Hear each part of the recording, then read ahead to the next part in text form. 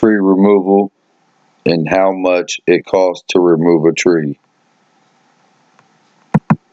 Today we're going to talk about the tree removal price chart.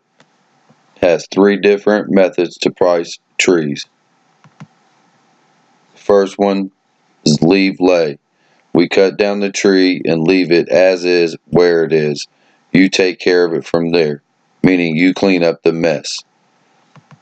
Second one, keep firewood. We cut down the tree and remove all brush and debris.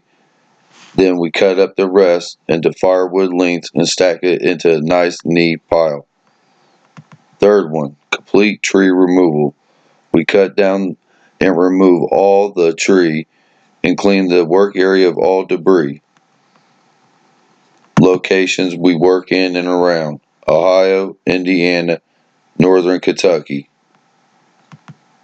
Sizes of the tree: small, medium, large, extra large. Hazardous trees are usually 150% more.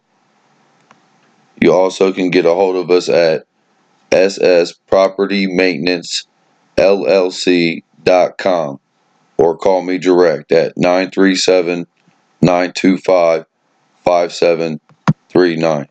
Thank you and have a blessed day.